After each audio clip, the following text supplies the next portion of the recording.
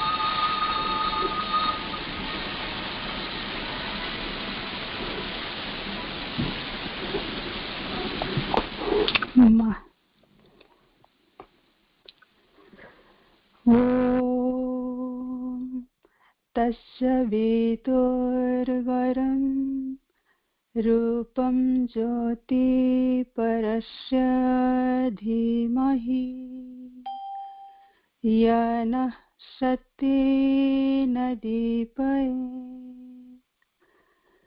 Om Anandamayi चैतन्यमयी सत्यमयी Parme.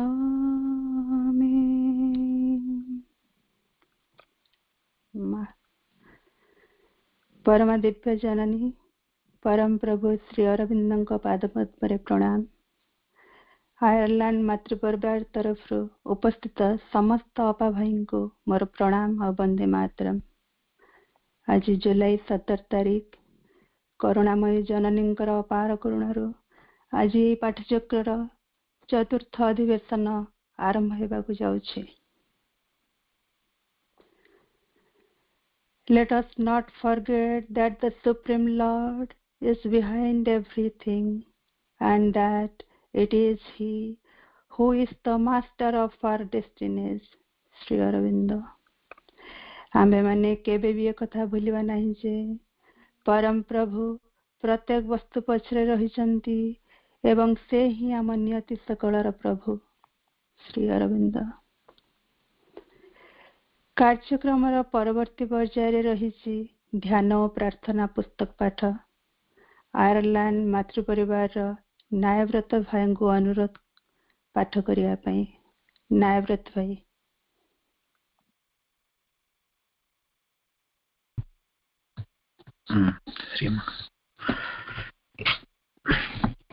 Earthly realization easily take on great importance in our eyes, for they are proportionate to our external being with this limited form which takes us men. But what is an earthly realization besides thee, before thee? However perfect, complete, defined it may be, It is nothing but an indiscriminable moment in thy eternity, and the results obtained by it, however how powerful and marvelous they may be, are nothing but an impressible atom in infinite march to thee. This is what thy workers must never forget, otherwise they will become unfit to serve thee. O my sweet Master, what childishness to think self-responsible for anything at all, and what is individualize thy supreme and divine will. Is it not enough to unite with thy heart and live in there permanently? Then thou takest all responsibilities and thy will walk without even our needing to know it. Only a realization independent of all outer circumstances, free from all attachment and all understanding. However high is the true realization, a value realization. And the only such realization is to unite with thee internally, closely, and definitely. As for the care of thy transitory momentary manifestation in a fugitive existence and in a transient world, it is thou who must be responsible for it, to do what is necessary for it to exist. If thou thinkest it is good, O my sweet Master, Sovereign Lord, thou hast taken away all my cares and left me only the beatitude, the supreme ecstasy of thy divine communion. Ma.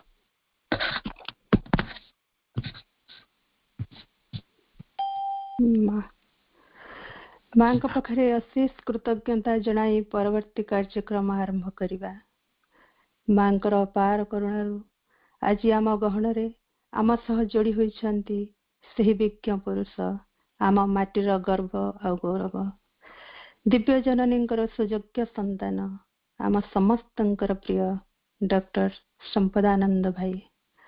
Ireland ମାତୃପରିବାର ତରଫରୁ ଆପଣଙ୍କୁ ସ୍ୱାଗତ ଜଣାଉଛୁ। ଆସନ୍ତୁ ଆମେ ତାଙ୍କ ପାଖରୁ ଶୁଣିବା ଆଜିର ଆଲୋଚ୍ୟ ବିଷୟ ଉପରେ, Shri Arvind and the mother's guidance on our daily life। ଭାଇ।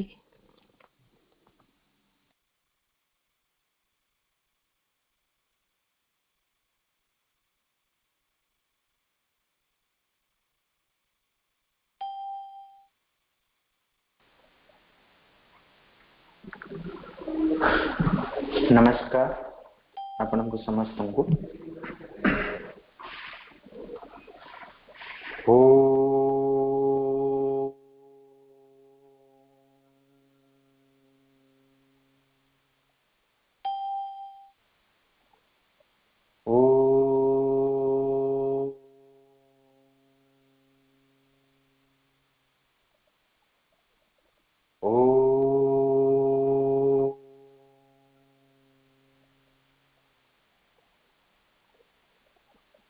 नमो भगवते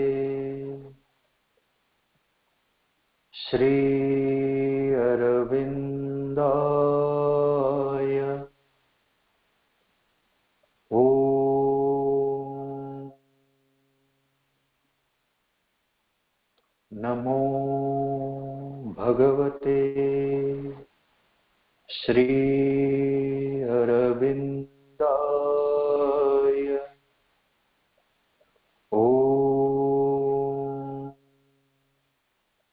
नमो भगवते श्री अरविन्दाय। ओम नमो भगवत्यै श्री मीराम्बिकायै। ओम नमो भगवत्यै श्री मीराम्बिकायै। ओम नमो भगवत्यै श्री मीराम्बिकायै। श्री अरविंद एवं श्री मांकर चरण कमल रे मोर भक्तिपूत प्रणाम ज्ञापन करी आपण मानकर सदिच्छा कामना करी आज विषय वस्तु को उपस्थापन करिवार साहस रखुचे। दैनंदिन जीवन रे जोग ए नहीं आमर चर्चा सत्र आरंभ होईची और ये भली भावरे आमे पूर्वरु श्री अरविंदंकर पूर्ण जोगर साधना आमे दैनंदिन जीवन रे करिवा को हेले हमको को पाथेय को अवलंबन करिवा को हबो ए नहीं आमे किछि आगुरु चर्चा करिसंती। आजिर विषय वस्तु रे मो मांग पाखरे निवेदन करिबी जे दैनंदिन जीवन रे बा पूर्ण योग साधना रे प्रार्थना र महत्व अनेक समय रे आमे ध्यान र महत्व विषय रे चर्चा करि थाउ। ध्यान और प्रार्थना मिसिक्री तार मध्य महत्व आमे चर्चा करि थाउ। तो आज आमे विशेष करी प्रार्थनार महत्व कौन एवं ताहा ए पूर्ण योग साधना रे आमे किभली भावरे दैनंदिन जीवन रे प्रार्थना को एक बलिष्ठ माध्यम करी ताहार सही माध्यम रे आमे पूर्ण योग साधना रे ब्रती हवा ए नहीं आमे किछटा चर्चा करिवा। आमे समस्त जानि चंते जे भगवान को आमे जिते निष्ठार सहकारे भक्तिर सहकारे डाकिबा से निश्चय डाक सुनंती आ से डाकिबाटा होची आमर प्रार्थना। सबुठारु गोटे बड़ मजा कथा जे मजा कथा बोले तो कहिबानी सबुठारु गोटे आश्चर्यर कथा कहिबा। एक कथा आश्चर्यर कथा होची आमर दिव्य जननी से जेतेबेले ध्यान प्रार्थना गुड़िक लिखुतले एवं ध्यान प्रार्थना प्रसंग रे तांको प्रश्न होइतला जे भगवान को आमे प्रार्थना करंते मनुष्यटीए भक्तटीए साधकटीए से भगवान को तांकर गुरु को जहाँ को से भगवान बोली मानी चंते जहाँ को से गुरु बोली मानी चंते तांको से प्रार्थना करिवे। किंतु दिव्य जननी स्वयं कहा को प्रार्थना करुछंते। ध्यान प्रार्थना रे तो बहुत प्रार्थना रही छे से कथाटा बुझेबा पई मां कहितले जे देखो मनीष गोटे एभली प्रकार रो चेतना रे रही छी। मनीषर साधारण चेतनाटा गोटे एमिति जे से प्रकृत रे जानिनी प्रार्थना केमिति करिबा को हुए। दिव्य जननींकर ये परम करुणा मानव जाति उपरे आम मानक उपरे विशेष कर जो माने हमें तांकर पथर अनुगामी तांकरी बाट दे चालुछंती तांको हाथ धरी चालुछंती तांकरी भरोसा रे चालुछंती इति परम करुणा से आम पई बाट खोली दे चंती जे आमे तांकु केमिति डाकिबा प्रार्थना केमिति करिबा। मानवीय चेतना रे साधारण चेतना रे रही ठीक भावरे भगवान को प्रार्थना करिवार सामर्थ्य मध्य आम भितर नाही।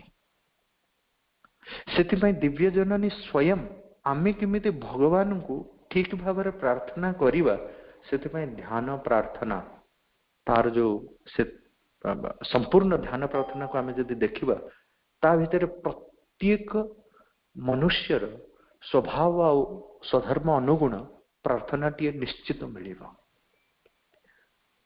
से गुडी को पढ़िले लागे जेमिति ये प्रार्थना मोरी पाई ही लिखा है मोरी हृदय रु ही बाहर ये प्रार्थना यही प्रार्थनाटा ही मोर आज करिवा दरकार थिला। इति व्यावहारिक लागे इति वास्तव लागे जेमिति मां आम निज मन कथा जानी आम पई प्रार्थना टी लिखि दे जाइछन्ते। तेणु इथिपई आमे निजको परम भाग्यशाली मणिबा दरकार जे जेउ दिव्य जननींकर आश्रय रे आमे रहिचन्ते तांकरी नाम धरी तांकर गुण गाई आमे आगु को चली छन्ते बा साधनार पथरे चालुचन्ते से दिव्य जननी आम पई गोटे इति बड़ विशाल समुद्र ध्यान प्रार्थनार विशाल समुद्र से खोली देइछन्ते मते लागुनी ये जगत रे इति ध्यान प्रार्थना इति प्रार्थना कथा केही लिखिथिबे बोले हाँ स्तुति रही बहुत प्रकार स्तोत्र साहित्य रही तो से सब स्तोत्र साहित्य भितर जदि प्रकृत रे देखिबो मांकर जो ध्यान प्रार्थना पुस्तक रे जो जो कथा गुडे कुहाई से गुडी को जदि जने संस्कृत विद्वान संस्कृत स्तोत्र शैली रे लिखि दिए से गोटे विराट स्तोत्र साहित्य होकर बाहर लोक से संस्कृत स्तोत्र साहित्य को बेसी गान करेंगे ता भितर रही मानव चेतनार अभिप्सा को मानव चेतनार जो कौन कही से भगवान को डाकिबा ताहा स्वयं भगवती जननी निजे लिखि दे जाइछन्ते तेणु प्रार्थनार गोटे बहुत बड़ महत्व रही आ गोटे बहुत प्रभावशाली माध्यम जा फल आमे भगवान निकटवर्ती हो पारिबा भगवान को पाखरे आमर निजर कथा पहुंचे पारिबा आउ से जो प्रार्थनार डाक जो डाक आमे डाकिबा तांको सेटा जे से निश्चय शुणिबे एथरे कोनोसी संदेह नाही सेते पई बहुत जगह बहुत साधक मानकर प्रश्नर उत्तर देकरी एक कथा कहा जायछि जे आंतरिक भाव रे निष्ठापर भाव रे जो प्रार्थनाटी करा जाय थाए से प्रार्थना केबे निष्फल हबनी तेणु प्रार्थनाटा सफल हबा बा निष्फल हबाटा बहुत प्रकार निर्भर करे आमर सिंसियरिटी ऊपर आमर प्यूरिटी ऊपर आमर इंटेंसिटी ऊपर कि केते इंटेंसली केते तीव्रता रही से डाकरे केते विकल भाव रही से डाकरे केते पवित्रता रही से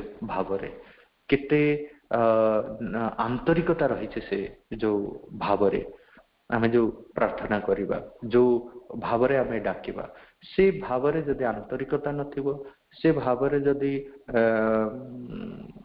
तीव्रता नथिबो से भाव रे जदि से स्वच्छता नथिबो निष्कपटता निष्कपट सिंसियरिटी कहले आमे केवल आंतरिकता निष्ठा तार अर्थ नुहे निष्कपटता भी सिंसियरिटी रो आउ गोटे रूप जे कौन से छल कपट नाही कौन से स्वार्थ पाई नुहे केवल निज चेतनार उन्नति पाई निज चेतनार विकास पाई आमे प्रार्थना करूचु तेणु एई भली प्रकार भाव जेतेबेले जने साधक भितरे जने भक्त भितरे जनक भितरे जे ए प्रगतिर पथरे आगे चलिबा पई चेतनार विकास पथरे आगे चलिबार संकल्प नहीं जो माने चली छन्ते तांको भितरे से जो एई भली प्रकार आंतरिकतार सह तीव्रतार सह पवित्रतार सह स्वच्छतार सह निष्कपटतार सह जेतेबेले प्रार्थनाटी उद्भूत हुए से प्रार्थना केबे निष्फल हबानी किंतु बहुत समय रे आम भितरे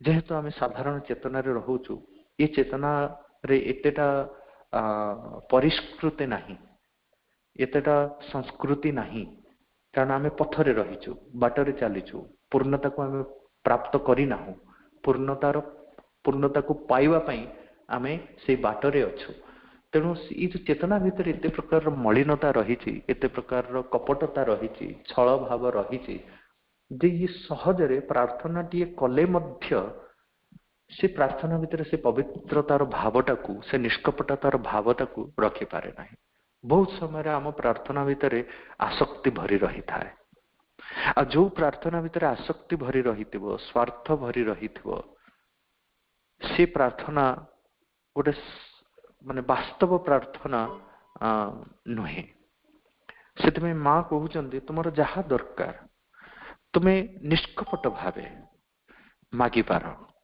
जदि तुम कौन से पार्थिव वस्तु दरकार नुहे जे माँ केवल मत मोर मो चेतनार भल पाई मु प्रार्थना करुछि किंतु मन भितर कोउठे ना कोउठी थिबो जे मु ही सब चाहि भल भक्तटीए छुआटीए मांकर मु केवल चेतनार विकास पाई प्रार्थना करुछि सेही प्रार्थनाटा कले अन्यान्य कथा गुडाक मोर सब हेइ जिवो आपे आपे कोउठे ना कोउठी गोटे स्वार्थ भावना आमे रहुछि जोटा को आमे ढांकी देबा पाई चाहुचंती ये जो छलना करी से माँ माँ कहते प्रार्थना भितर कौन सी छल निष्कपट भाव न रहिबा दरकार शिशुटीए भली शिशुर हसरे जमिते निष्कपटता रही तार मागिबारे जमिते निष्कपटता रही माँ कहते मागिबू तो माग मन खोली हृदय खोली माग, जहाँ चाहबू माग सबू देवी, किंतु से निष्कपट भाव रही दरकार, से जो स्वच्छता रही दरकार, से भली प्रकार आंतरिकता रही दरकार।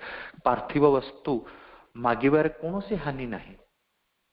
माँ कौटी कहना पार्थिव वस्तु मागनी बोले, पार्थिव वस्तु भी आम मागी पार माँ को, किंतु माँ को पाखे से निष्कपट शिशुटी भली मांग, माँ मोर ये कथाटा दरकार, मिल तो मिली, लोक मिली, अनेक मिली, सबु प्रकार डाक शुणती माँ, जदि से निष्कपटतार भाव रही। बहुत समय आम भितर संदेह जात हुए, सतरे कौन मो प्रार्थना शुणे, बहुत भल भाव प्रार्थना टी करी कोठी ना कोठी आम भितर ये प्रकार गोटे संदेह जागृत हुए, सतरे शुणे तो माँ मो डाक कौन हूँ देखा जाओ, मु तो प्रार्थना कर कथा करदेली। जदि यही प्रकार कौन ना कौन अंश जदि संदेह टिके रही था, से प्रार्थना निष्फल हो जाए। तेणु जे कौन प्रार्थना आमे करिबा, जहाँ भी मागिबा पई आमे प्रार्थना करिबा, आंतरिकता थिबा दरकार, निष्ठापरता थिबा दरकार, पवित्र भाव थिबा दरकार, स्वच्छता थिबा दरकार, तीव्रता थिबा दरकार, निष्कपट भाव थिबा दरकार। तो ता सहित ये जो संदेह राहित्य माने कौन से प्रकार संशय जमिते न रहिबा दरकार, कारण ये आश्योरेंस टा माँ देइछन्ति, भगवान देइछन्ति, श्री अरविंद देइछन्ति, दे जदि तो निष्कपट भावे डाकिबु तेबे से डाक निश्चय शुणा हबो। से प्रार्थना से जो भाव रे डका है, जोथि पाई डका है, ता निश्चय पूर्ण हबो। जदि संशय जात हुए तेबे आमे एक कथा लिखिदबा दरकार जे मो भितर पूर्ण सिंसियरिटी नाही, पूर्ण निष्ठापरता नाही, जा फल कोठी ना कोठी मो भितर संदेह जात होउचे प्रकृति रे हबो तो मु ठीक प्रार्थनाटा कली तो मो पाई एटा ठीक हबो तो मु तो प्रार्थना करि देली, किंतु जदि प्रकृति रे माँ आशीर्वाद अजाड़ी पकेइले मु संभाली पारिबी तो, प्रकृति रे सेटा भल हबो तो, ए विभिन्न प्रकार कथा आम भितर आसे जेतेबेले आमे प्रार्थना करि थाउ। आहुरी कौन, तेणु यही जो संदेहटी केबे भी उत्पन्न न हो, दैनंदिन जीवन रे जोग साधना रे ब्रती होइथिबा आमे माने आम भितर अनेक प्रकार अन्यान्य दैवी गुण मानू विकसित करने को पड़िबो। प्रार्थना टी करने को हेले माँ को थोड़े पचरा हला जे जो शूटिंग स्टार माने तारा खसुथुबा तारा को देखिकरी जहा जदि जने मागी दिए ताले सेठा ताको प्राप्त हुए। माँ को से कथा प्रश्न हला, माँ एक कथाटा कौन सत्य?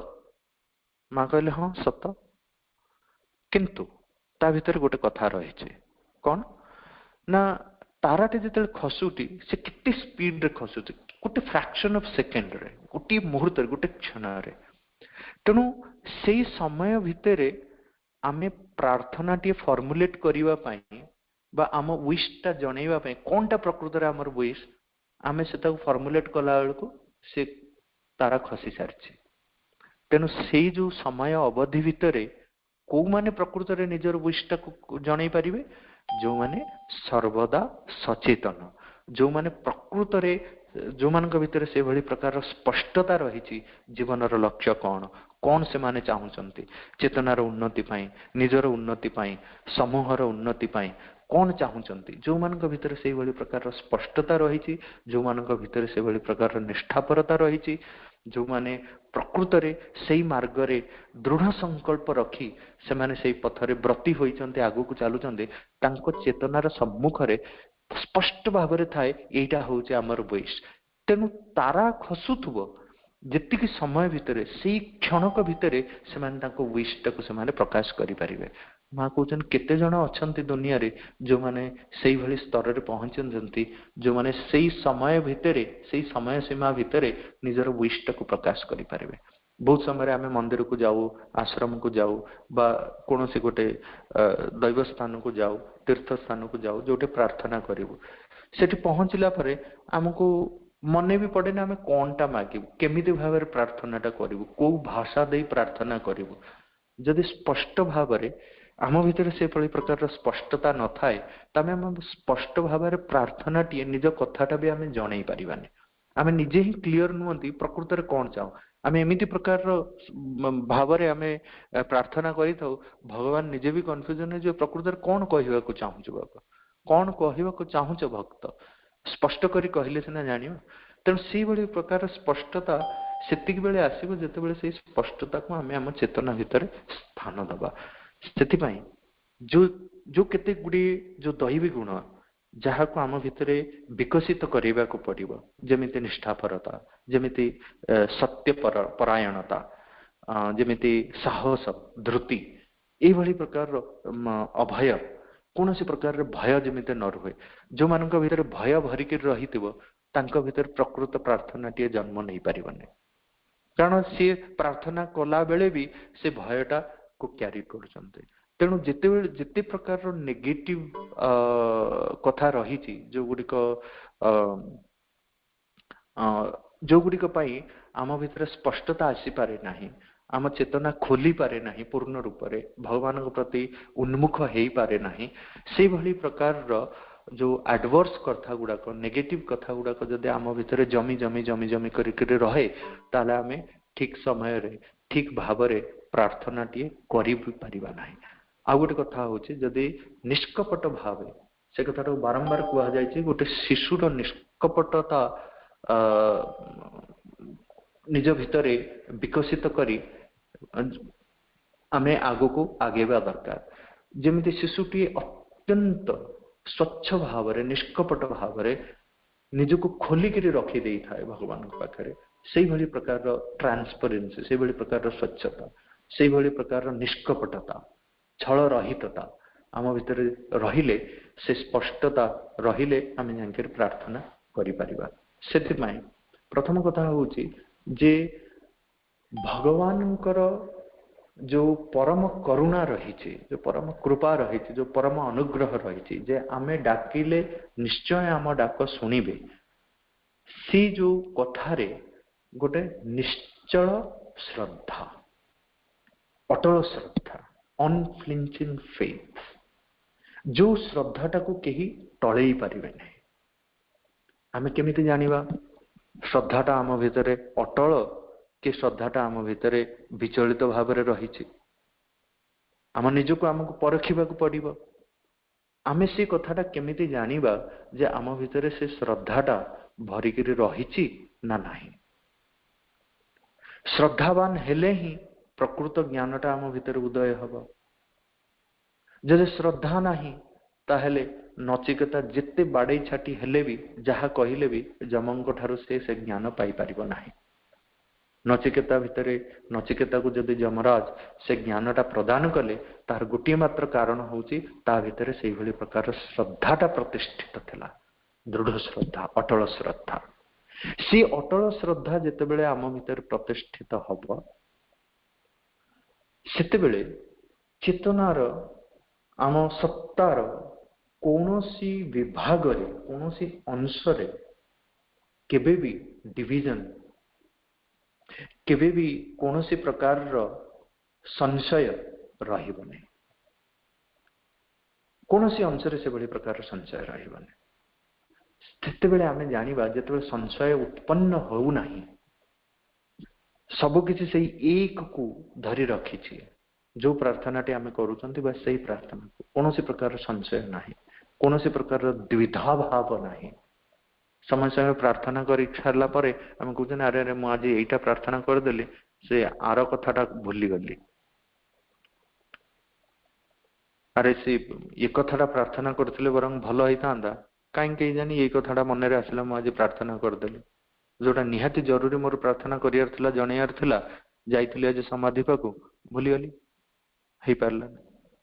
ଏସବୁ ଘଟଣା କାହିଁକି ହୁଏ? କାହିଁକି ନା ଆମ ଭିତରେ ସେଭଳି ପ୍ରକାରର ସ୍ପଷ୍ଟତା ନାହିଁ। ଆମେ ଜୀବନର ଲକ୍ଷ୍ୟ କଣ, ଜୀବନର ପରିସ୍ଥିତି, ପରିବେଶ, ସମସ୍ତ ଘଟଣାବଳୀ, ସମସ୍ତ ଗତିବିଧିକୁ ଠିକ ଭାବରେ କେମିତି ଆମେ ଅର୍ଗାନାଇଜ କରିକି ରଖିବା, ନିଜ ଭିତରେ ସେଇଭଳି ପ୍ରକାରର ଯୋଉ ଆନ୍ତରିକ ଶୃଙ୍ଖଳାକୁ आमे स्थापित करिबा से भली प्रकार प्रचेष्टा थिले भी से भली प्रकार आंतरिकतारे से भली प्रकार सत प्रचेष्टारे कोठी ना कोठी आम मानक भितरे किछिटा उणा रही जाउछि किछिटा कमी रही जोथि पई आम भितरे ए प्रकार स्पष्टता आसी पारु नाही से आम कौच अरे यहीटा प्रार्थना करता से प्रार्थना करता ठीक अच्छे मुझे काली जिते जीवी मुझे कथाटा प्रार्थना करी समय समय लोक कहते हे तू जाऊछु आश्रम को मो टे प्रार्थना करदे ये प्रसंग रे मु भावुची ये कथाटा मु आगुरु भी थरे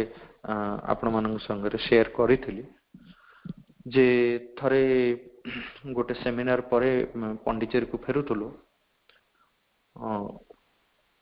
कांचीपुरम रु पंडिचेरी से आसवा बाटरे मो संगे जने थिले भाई से फोन रे जन संगे कथा होतांदे से कथा होतांदे जेतो हम पाखरे बसछु से कोन कोन कथा होतांदे से कथाटा सुना भी जाउथाय सेपटरू कोन भी कहूची तांकर बंधु से कथा भी सुना होता है से लाउड देकर रखी था से गोटे बहुत बड़ शिक्षा से दिन मु तांकर जो कन्वर्सेशन रु पाई थी सी स्त्री लोक जनक आको कहउचंती जे तू तो पंडिचेरी जाइछु आ पंडिचेरी रे मो झियो पई तू टिके प्रार्थना करियो मो झियर एई बळी प्रकार रो असुविधा राइट चला हां हां मु तो प्रार्थना करिवि किंतु तुमे मां को विकल हेकर प्रार्थना करू था से स्त्री लोक जनक कहले फोन रे जे हाँ मु तो दिन राति प्रार्थना करुची मो झियो पाए किंतु तू जेते बेले जाइकर प्रार्थना करिवु मां को पाखरे से प्रार्थनार महत्वटा बेसी रहिबो से प्रार्थनाटा बेसी प्रभावशाली हबो से कहला केमिति तू प्रार्थना करिवु जेते कि प्रभावशाली हबो मु तो पय प्रार्थना करले केमिति प्रभावशाली हबो तांकर कथोपकथन चली एमती से स्त्री लोक जनक तांको बुझेइले कहले देख मु जेते बेले मो पई बा मो झियो पई मो प्रार्थना करूचे मो भितरे मो झियो प्रति आसक्ति रहिছে मो झियो से भलो हो जाओ मोर किछ ना किछ स्वार्थ रहिছে मो स्वार्थ पई मो प्रार्थना करूचे कि तू जेते बेले जाय प्रार्थना करिवु तो भितरे से भली प्रकार स्वार्थ नाही जो मार छुआ प्रति जो स्वार्थ रहिया कथा से स्वार्थ तो भितरे नाही तो प्रार्थना रे से भली प्रकार स्वच्छता थिबो सेतरे स्वार्थपर भावना नथिबो सेतमे तोर प्रार्थनाटा बेसी प्रभावशाली हबो एटा गोटे बहुत बड़ शिक्षा कथा जे आम प्रार्थना भितरे जदि स्वार्थ निहित हेकिरे रहिछि जदि आसक्तिर भाव रहिछि ताहेले आम प्रार्थना एतेटा प्रभावात्मक प्रार्थना हेइ परिबो नाही सेतमे प्रार्थना कला बेले आमे जोठी पई बे प्रार्थना करूथो आसक्तिर भाव न रहिबा दरकार समय समय आम एक कथा कहि परिबा जदि मां कहिचंती हां तोर जहा दरकार सेटा मागिबु मोर जहा दरकार मु जेतले मागुजी सेटा तो मो स्वार्थ पई मु मागुछि ना ताहेले ये प्रार्थना केमिति मां सुनुचंती ठीक अछि आमे सेटे स्वार्थ पई आमे मागुचंती कारण हमर सेटा दरकार किंतु सेठी आ गुटी कथा रहिछि सेटा पाइला परे सेटा को जेतबेले आमे प्राप्त करूछंती ता परर एटीट्यूडटा कोन बहुत समय पाइला परे आम भितरे ए भली प्रकार भाव अच्छे जाहो मां को मु डाकिथिली आज एटा दबा पई से सेटा दे देले काली मु आउरी कोन पई डाकिबी से भी देबे ता परे आउरी किछि अधिका जिंस मागिबी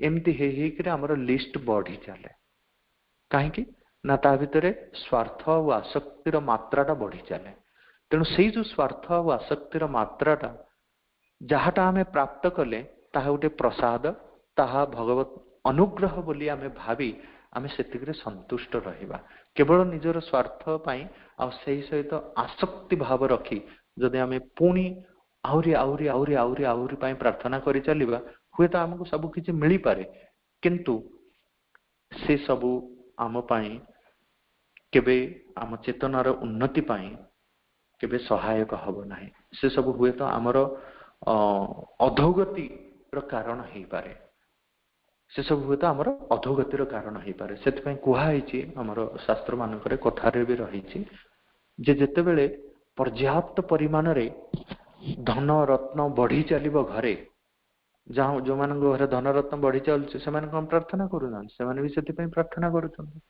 से कहउजंती जेते बेले धन रत्न पसी आसुची माडी आसुची घर को ଆଉ ତାର ଯୋଉ ଉପମାଟା ସେ ଦେଇଛନ୍ତି କା ସାଙ୍ଗରେ ନା ଚଳନ୍ତି ଡଙ୍ଗାରେ ଯେତେବେଳେ ପାଣି ପଶି ଯାଉଥିବ ଆଉ ଘର ଭିତରକୁ ଯେତେବେଳେ ଧନ ମାଡି ଆସୁଥିବ ସେତେବେଳେ ଆଞ୍ଜୁଳା ଆଞ୍ଜୁଳା କରି ତାକୁ ବାହାରକୁ ଫୋପାଡ଼ି ଦବ, ତେବେ ଯାଇକିରି ବିପଦରୁ ରକ୍ଷା ପାଇବ, ନହେଲେ କୋଉଠି ଡଙ୍ଗା ବୁଡିବ ତାର କିଛି ଠିକ ଠିକଣା ନାହିଁ। ତେଣୁ ବହୁତ ସମୟରେ ଆମକୁ ଦେଖିବାକୁ ପଡିବ ଆମକୁ ଯାହା ପ୍ରାପ୍ତ ହଉଛି ଆମ ପ୍ରାର୍ଥନାର ଫଳ ସ୍ୱରୂପ ପରିଣାମ ସ୍ୱରୂପ ସେ ପ୍ରାପ୍ତ ବସ୍ତୁ ପ୍ରତି ଆମେ କେତେ ପରିମାଣରେ ଆମ ଭିତରେ ଆସକ୍ତି ରହିଛି, କେତେ ପରିମାଣରେ ଆମର ଲୋଭ ତା ଭିତରେ ରହିଛି, ଏ ସମସ୍ତ କଥାକୁ ଆମକୁ ପରଖିବାକୁ ପଡିବ। ଯଦି ତା ଭିତରେ ଲୋଭ ଆସକ୍ତିର ମାତ୍ରା ବଢି ଚାଲିଛି ତାହେଲେ ଆମକୁ ସେଥିରେ ଆମ ସେ ପ୍ରାର୍ଥନାରୁ ପ୍ରାପ୍ତ ବସ୍ତୁ ଗୁଡ଼ିକ ଆମର ପ୍ରଗତିର କାରଣ ନ ହୋଇ ଆମ ଚେତନାର ବିକାଶର କାରଣ ନ ହୋଇ ଆମ ଅଧୋଗତିର କାରଣ ହବ। ସେଥିପାଇଁ ଆମେ କହିବାରେ ମୁଁ ଏତେ ସାଧନା କଲି ଏତେ ଇଏ କରୁଛି ମୁଁ ତ ପ୍ରାର୍ଥନାରେ ଡାକି ଡାକିକିରି ଏସବୁ ପାଇଛି, ସବୁ କୁଆଡେ ଚାଲିଗଲା, କାହିଁକି ଏତେ ପ୍ରକାରର ବିପତ୍ତି ଆସୁଛି। ସେଥିପାଇଁ ମା ଲେଖି ଦେଇଛନ୍ତି ଯେ ଯୋଉଠି ଆମକୁ ଗୋଟେ ପ୍ରକାରର ବିଫଳତା ମିଳୁଛି ବା ଯୋଉଠି ଆମେ ହତାଶ ହେଇଯାଉଛନ୍ତି ଏତେ ସବୁ ପ୍ରାର୍ଥନା କଲା ପରେ ବି ଆମ ମା ଲେଖିଛନ୍ତି ଯେ ତଳେ ଲେଖିଦିଅ that I am not sincere, ଯେ ମୋ ଭିତରେ କୋଉଠି ନା କୋଉଠି ସେ ଇନସିନସିୟରିଟି ରହିଛି ଯାହା ଫଳରେ ଏଇ କଥା ଗୁଡାକ ସବୁ ଘଟି ଚାଲିଛି। ଆଉ ସେ ଘଟି ଯାଉଥିବା ଘଟଣାରୁ ଆମକୁ ଶିକ୍ଷା ନେବାକୁ ମିଳିବ ଯେ ଆମକୁ ଆହୁରି କେତେ ସିନସିୟର ହବାକୁ ପଡିବ, ଆହୁରି କେତେ ପରିମାଣରେ ଆମକୁ ପ୍ରାର୍ଥନା କରିବାକୁ ପଡିବ। ତେଣୁ ପ୍ରାର୍ଥନାଟାକୁ ବହୁତ ସମୟରେ ଆମେ ଯେତେବେଳେ ପ୍ରାର୍ଥନା କରିବାକୁ ଚାହାନ୍ତି ପ୍ରାର୍ଥନାଟା ପ୍ରାୟ ସମୟରେ ଆମର ମେଣ୍ଟାଲ ଫର୍ମୁଲେସନ ହେଇଯାଏ, ମେଣ୍ଟାଲ ଫର୍ମେସନ। ଆମେ ମନରେ ଭାବି ଚିନ୍ତିକିରି ଗୋଟେ ପ୍ରାର୍ଥନା କରନ୍ତେ, ସେ ପ୍ରାର୍ଥନାଟା ଯୋଉ ପ୍ରାର୍ଥନାଟା ଭାବି ଚିନ୍ତିକିରି କରାଯାଇଥାଏ ସେ ପ୍ରାର୍ଥନା କେବେ ସତ୍ ପ୍ରାର୍ଥନା ନୁହେଁ। ତେଣୁ ଆମେ ଦେଖିବା ଯେତେବେଳେ ଆମେ ସମ୍ପୂର୍ଣ୍ଣ ସ୍ତୋତ୍ର ସାହିତ୍ୟ ଗୁଡ଼ିକୁ ଦେଖନ୍ତି, ଭକ୍ତ ମାନଙ୍କର ଡାକକୁ ଦେଖନ୍ତି, ବହୁତ ପ୍ରକାରର କଥା କାହାଣୀ ଏମିତି ସବୁ ରହିଛି। ବେଦ ମନ୍ତ୍ର ମାନଙ୍କର ସମ୍ପୂର୍ଣ୍ଣ ଋଗ୍ବେଦ ହଉଛି ଗୋଟେ ଇନଭୋକେସନ। ଋଷି ମାନଙ୍କ ଭିତରେ ସେଇ ଯୋଉ ଭାବ ଆସିଛି ସିଏ କେବେ ଭାବି ଚିନ୍ତିକିରି ଜଣେ ଋଷି ସେ ପ୍ରାର୍ଥନାକୁ ଲେଖିନି, ସେଟା ତା ଚେତନାରେ ଉଦ୍ଭୂତ ହେଇଛି, ସ୍ୱତଃ ଭାବେ ସ୍ଫୁରିତ ହେଇଛି।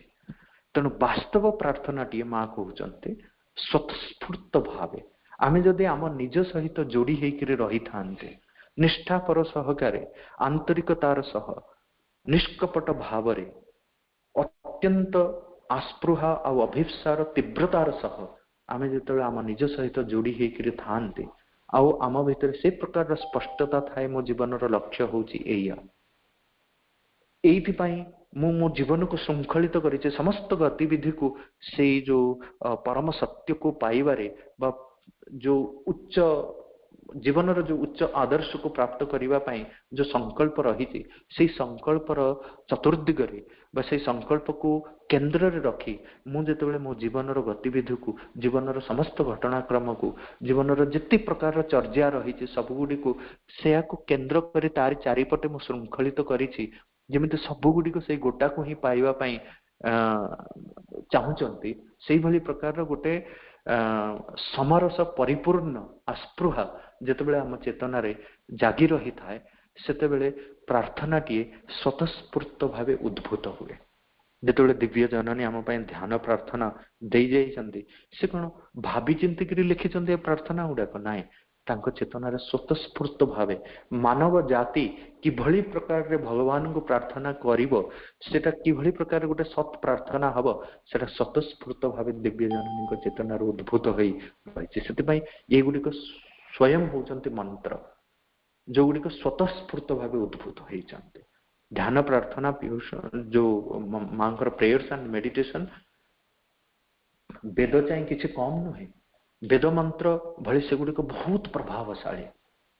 ସେଇଭଳି ପ୍ରକାର ଯେମିତି ପ୍ରାଚୀନ ଯୁଗରେ ଆଉ ଏଇ ଯୁଗରେ ମଧ୍ୟ ସବୁ ଯୁଗରେ ଋଷି ମାନଙ୍କ ଭିତରେ ସେଇଭଳି ପ୍ରକାର ସ୍ୱତଃସ୍ଫୂର୍ତ୍ତ ଭାବେ ପ୍ରାର୍ଥନାର ଉଦ୍ଭୂତ ହୋଇଥାଏ, ସେଇଭଳି ମାଙ୍କ ଚେତନାରେ ସେ ଯୋଉ ଧ୍ୟାନ ପ୍ରାର୍ଥନା ଗୁଡିକ ଉଦ୍ଭୂତ ହେଇଛନ୍ତି ସେଗୁଡିକ ପାଠ କଲା ବେଳେ ଆମ ଭିତରେ ସେଇଭଳି ପ୍ରକାରର ଭାବ ରହିବା ଦରକାର ଯୋଉ ଭାବଟା ହଉଛି କଣ ନା ଆମ जो चैत्य सत्ता रही आम जो अंतरात्मा रही जिते प्रार्थना टी स्वतस्फूर्त भाव हृदय उद्भूत होता है से मनर कौन भाग न थाए मन से किसी मन से प्रतिभागी नुहे मनर इंटरफियरेंस न थाए स्वतस्फूर्त भाव हृदय अंतरात्मा उद्भूत होता है सी हूँ गोटे वास्तव प्रार्थना सेटा किभली प्रकार उद्भूत होता है जमिति जने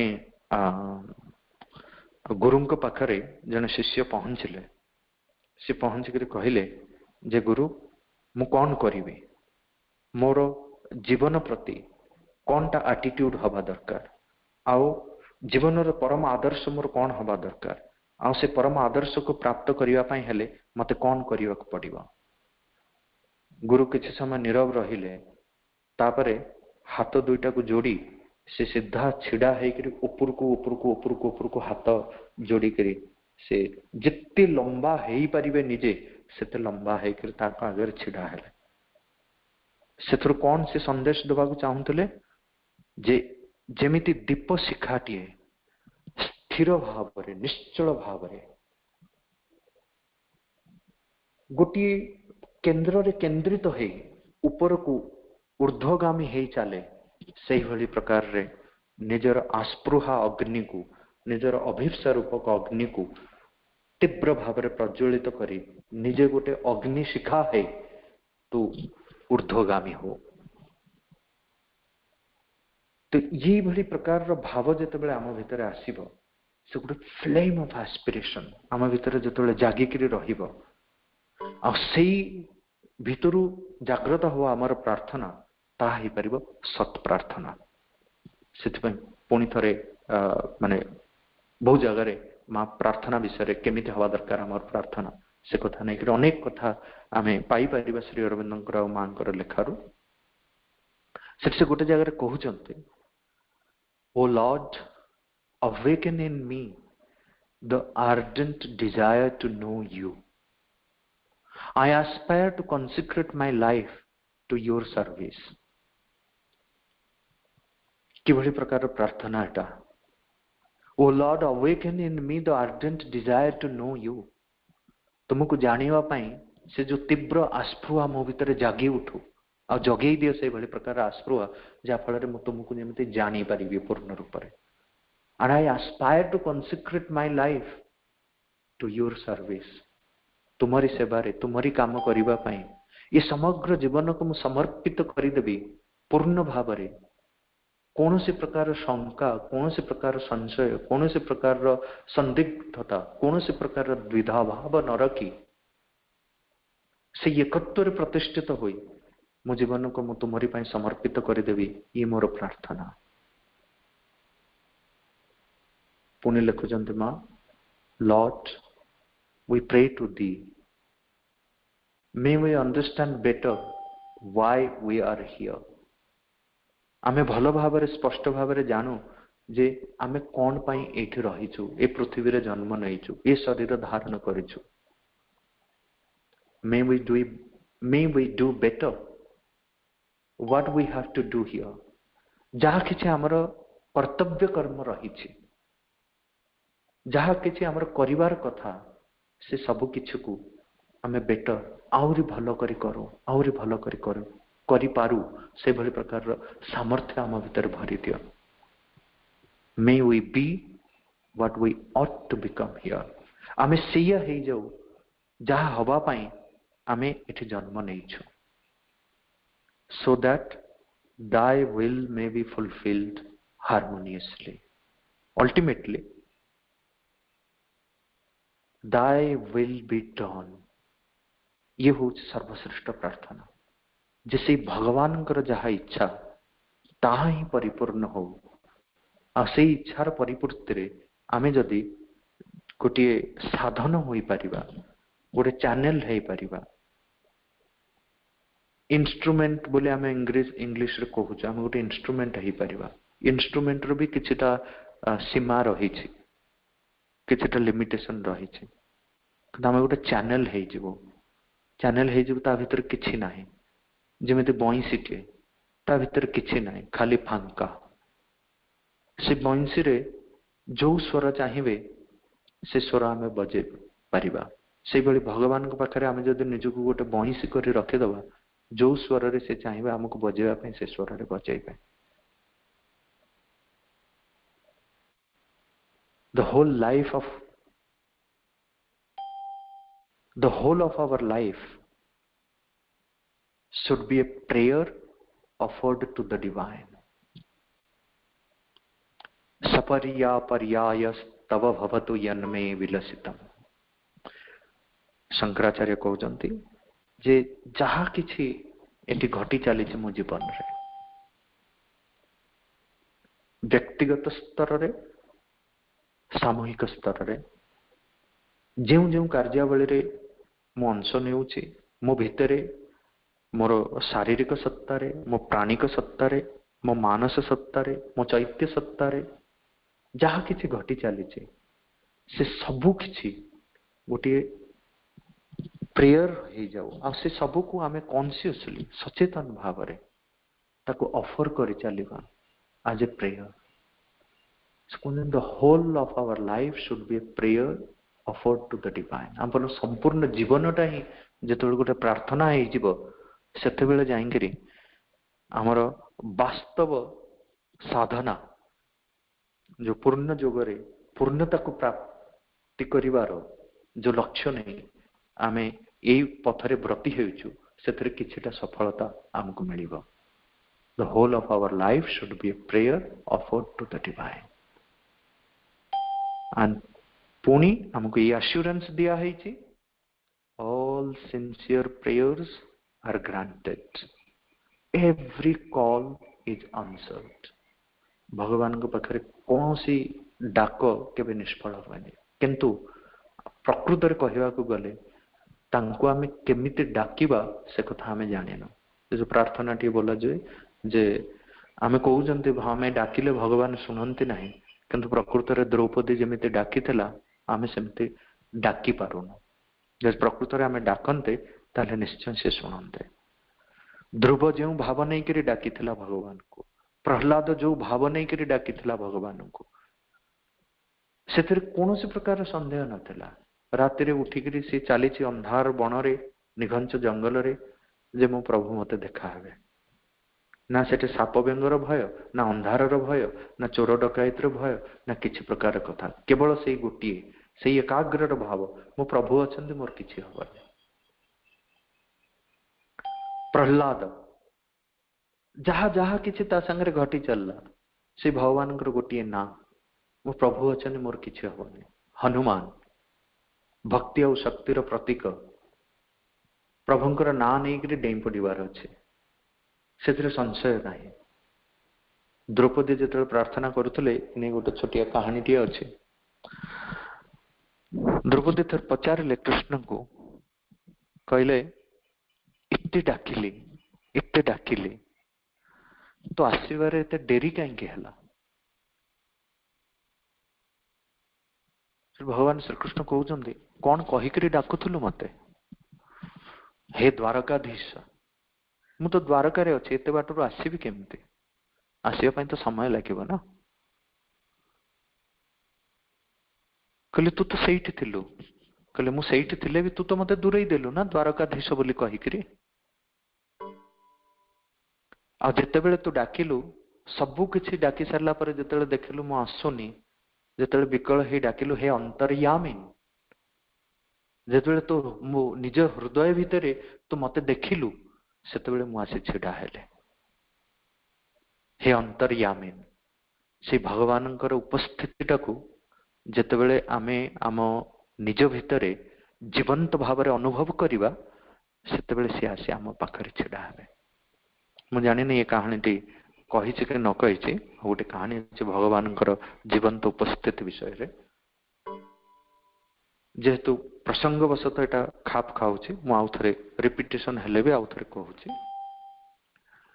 जने भक्त तांकर गले गुरुंक पाखु कहले प्रभु मते किछि मंत्र दियंतु जो थरे इंस्टेंट सिद्धि मिली जिवो, मते आ पूजा पूजी करिया पई भी किछि गोटे मूर्ति फूर्ति दियंतु ଯାଙ୍କୁ ଡାକିବେ କୋଉ ମୂର୍ତ୍ତି କୋଉ ଦେବତାଙ୍କୁ ପୂଜା କଲେ ଭଲ ହବ ବୋଲି ଭାବୁଛନ୍ତି। ଗୁରୁ କହିଲେ ଗୋଟେ କାମ କର, ଏଇ ମା ଦୁର୍ଗାଙ୍କର ମୂର୍ତ୍ତିଟା ନେଇଯା, ସେଇଠି ତୁ ପ୍ରାର୍ଥନା କର ତାଙ୍କୁ ନେଇକରି। ଆଉ ଦୁର୍ଗା ମନ୍ତ୍ରରେ ଦୀକ୍ଷିତ କଲେ। ସେ କହିଲେ ସତ ତ, ମାନେ ମୁଁ ତ ପୁରା ମାନେ ମନ ପ୍ରାଣ ଶରୀର ଦେଇକି ଲାଗି ପଡିବି ପୂଜାରେ, ସିଦ୍ଧି ମିଳିବ ତ ସତରେ? ଗୁରୁ କହିଲେ ତୁ ଯା ପୂଜା କର। ଶିଷ୍ୟ ଯାଇକିରି ପୁରା ବହୁ ଆଡମ୍ବରରେ, ବହୁ ଭକ୍ତିର ସହକାରେ, ବହୁ ଏକାଗ୍ରତାର ସହକାରେ ପୂଜା ପୂଜି ଆରମ୍ଭ କରି ସବୁ ପ୍ରକାରର କଲା। 6 ମାସ ଚାଲିଗଲା, କିଛି ନାହିଁ, କୌଣସି ଫଳ ମିଳୁନି। ପୁଣି ଗଲା ଗୁରୁଙ୍କ ପାଖରୁ ରାଗିକରି ଯାଇକିରି କହିଲା କିଛି ମିଳୁନି, ମତେ ଆଉ ଗୋଟେ କିଛି ଦିଅନ୍ତୁ। ସେ ଦୁର୍ଗା ମା କାମର ନୁହନ୍ତି, ଶୁଣୁନାହାନ୍ତି। ସେଇଥିପାଇଁ ବୋଧେ ତାଙ୍କ ନାଁଟା ହେଇଛି ଦୁର୍ଗା। ବହୁତ କଷ୍ଟରେ ତାଙ୍କୁ ପାଇ ହବ।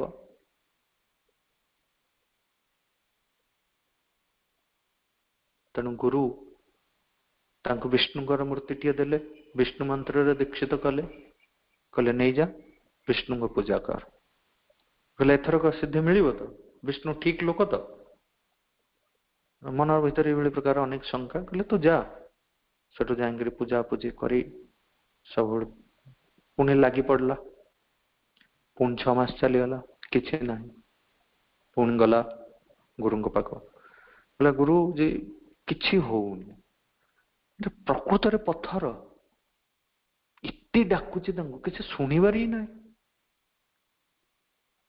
ଆଉ ଗୋଟେ କଣ ଦିଅ, ସେ ବିଷ୍ଣୁ ବି କାମର ନୁହନ୍ତି। କହିଲେ ତାହେଲେ ତୁ ଗୋଟେ କାମ କର, ଶିବଙ୍କ ମୂର୍ତ୍ତି ନେଇଯା। କହିଲେ ଶିବ ପାଗଳା ଲୋକ, ମୁଁ ଶୁଣିଛି ସେ କଣ ପ୍ରାର୍ଥନାରେ ସିଦ୍ଧି ଦେବେ ମତେ ବୋଲି କହୁଛନ୍ତି। କହିଲେ ଆରେ ସିଏ ଯାହା ହେଲେ ବି, ଭୋଳାନାଥ ହେଲେ ବି ସିଏ ହଉଛନ୍ତି ଆଶୁତୋଷ। ବହୁ ଜଲ୍ଦି ସିଏ ସନ୍ତୁଷ୍ଟ ହେଇଯାଆନ୍ତି, ବର ପ୍ରଦାନ କରନ୍ତି। ନେଇଯା। ସେ ଶିବଙ୍କ ମୂର୍ତ୍ତିକୁ ଆଣିଲେ। ଶିବଙ୍କ ମୂର୍ତ୍ତିକୁ ଆଣି ପୂଜା କଲେ। ସେ ଦୁର୍ଗା ମୂର୍ତ୍ତି ଆଉ ବିଷ୍ଣୁଙ୍କ ମୂର୍ତ୍ତି ସେ ଥାକ ଉପରେ ରଖିଦେଇଥାନ୍ତେ। କହିଲେ ତୁମେ ସେଠୁ ଉପରେ ବସ୍ତା, ଆଣିଛି ତ ଆଉ ଘରୁ ବାହାର କରିପାରିବିନି, ସେଠୁ ଉପରେ ଥା। ପୂଜା ପୂଜି ତୁମ ପାଇଁ କିଛି ନାହିଁ, ଫୁଲଟେ ବି ଦେବିନି, ଧୂପ ଦୀପ କିଛି ଦିଆଯିବନି ତୁମକୁ, ସେଠୁ ବସ୍ତା ଉପରେ। ପୂଜା କଲେ ଶିବଙ୍କର, ଝୁଣା ଦେଇକରି ପୁରା ଏକଦମ ବହୁତ ଭକ୍ତିର ସହକାରେ ଧ୍ୟାନ, ପ୍ରାର୍ଥନା, ଆରତି, ପୁଷ୍ପାଞ୍ଜଳି, ନୈବେଦ୍ୟ, ଷୋଡଶ ଉପଚାରରେ ପୂଜା ସବୁ ଚାଲିଛି। ସେ ଝୁଣା ଦେଲା ବେଳେ ତାଙ୍କ ଆଖିଟା ପଡିଗଲା ପୁଣି ଉପରେ, ବିଷ୍ଣୁ ମୂର୍ତ୍ତି ଆଉ ଦୁର୍ଗା ମୂର୍ତ୍ତିଙ୍କ ଉପରେ। ସେ କହିଲେ ଆରେ ଇଏ ବିଷ୍ଣୁ, 6 ମାସ ଧରିକିରି ମୁଁ ପୂଜା କଲି, କୌଣସି ଫଳ ନାହିଁ, ଆଉ ଉପରେ ମୁଁ ରଖିଦେଇଛି ତତେ, ଇଏ ଝୁଣା ଧୂଆଁଟାକୁ ଭଲ ଭାବରେ ଶୁଙ୍ଗୁଛ? ଖାଲି ଝୁଣା ଧୂଆଁଟା ଆଜି ତମରି ନାକ ପାଖକୁ ଯାଉଛି? କହିଲେ ନାଇଁ ନାଇଁ, ମୁଁ ଶିବଙ୍କୁ ପରେ ପୂଜିବି, ଆଗ ତୋ କଥା ବୁଝେ। କଣ? ସେଠୁ ଆଣିଲା ତୁଳା ଆଣିକିରି ଶିବଙ୍କ ନାକ ପୁଡାରେ, ଯୋଉ ବିଷ୍ଣୁଙ୍କ ନାକ ପୁଡାରେ ଦୁଇଟା ଯୋଉ ଗାତ ଥିଲା, ସେ ଗାତକୁ ସେ ତୁଳା ଦେଇକିରି ବନ୍ଦ କଲା। କହିଲା ତୋର କୌଣସି ଅଧିକାର ନାହିଁ ଏ ଝୁଣା ଧୂଆଁ ଶୁଙ୍ଘିବାର। ସେଇଠି ସାକ୍ଷାତ ବିଷ୍ଣୁ ଆବିର୍ଭାବ ହେଲେ ତାଙ୍କ ସାମ୍ନାରେ।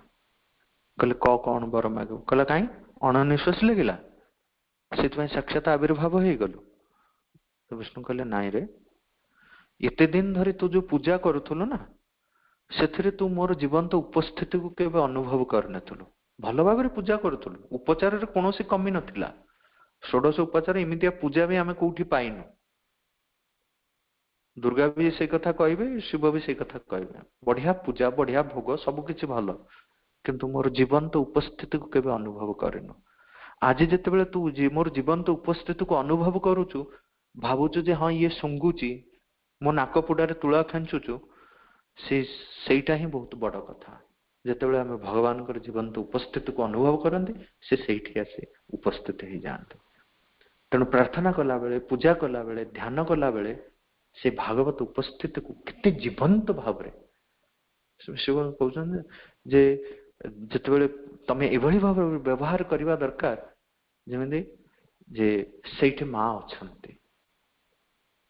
ପ୍ରତ୍ୟେକ ଜାଗାରେ, ପ୍ରତ୍ୟେକ ସମୟରେ, ପ୍ରତ୍ୟେକ ପରିସ୍ଥିତିରେ ମା ଏଇଠି ଅଛନ୍ତି, ସାମ୍ନାରେ ଅଛନ୍ତି, ଆମ କଥା ଶୁଣୁଛନ୍ତି, ଆମ ପାଖରେ ବସିଛନ୍ତି, ସବୁ ଜାଣୁଛନ୍ତି। ଏଇଭଳି ପ୍ରକାର ଜୀବନ୍ତ ଉପସ୍ଥିତିକୁ ଆମ ଭିତରେ ସ୍ଥାନ ଦେଇ ଆମେ ଯେତେବେଳେ ପ୍ରାର୍ଥନା କରିବା, आमर समग्र सत्ता जो समर्पित भाव में प्रार्थना करी चलिबो ता भितर से प्रार्थनाटा उद्भूत हम से माँ कहते self giving is the true prayer. ए आत्मनिवेदन ही वास्तव प्रार्थना, निष्कपट प्रार्थना। आम आम निजको चित्ती दे चलवा निष्कपट भावे, स्वच्छ भावे, तीव्र भावे, कौन सी प्रकार स्वार्थ भावना, कौन सी प्रकार आसक्ति को न आम चेतन स्थान न दे आम जो आत्मनिवेदन करवा ताहा हम सर्वश्रेष्ठ प्रार्थना। परम भगवती दिव्य जननी करुणारू,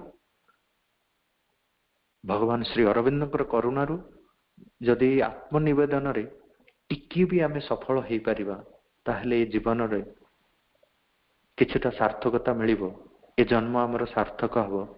एतिकी तांकरी चरण रे तांकरी पाखरे गुहारी करी आज वक्तव्य को मैं समापन करुचे। धन्यवाद।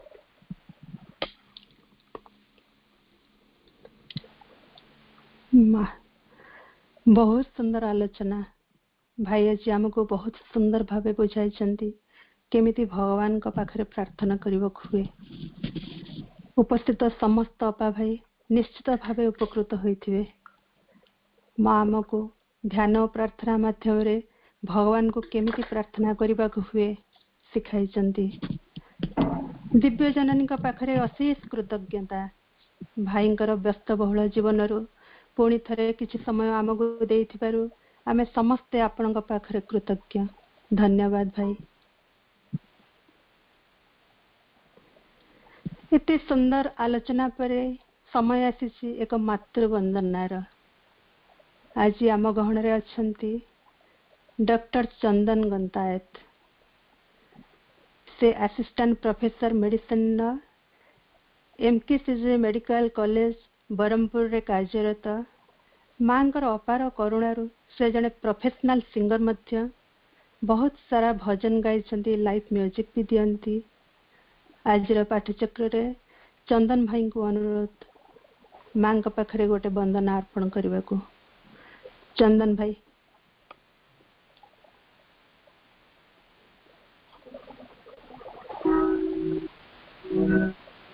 मां सर्वेश्वरी जगदीश्वरी, सर्वेश्वरी जगदीश्वरी, हे मातृरूप महेश्वरी। सर्वेश्वरी जगदीश्वरी, सर्वेश्वरी जगदीश्वरी, हे मातृरूप महेश्वरी। ममतामयी करुणामयी, ममतामयी करुणामयी, हे मातृरूप महेश्वरी। सर्वेश्वरी जगदीश्वरी, हे मातृरूप महेश्वरी। जगजीवनी संजीवनी, समस्त जीवनेश्वरी।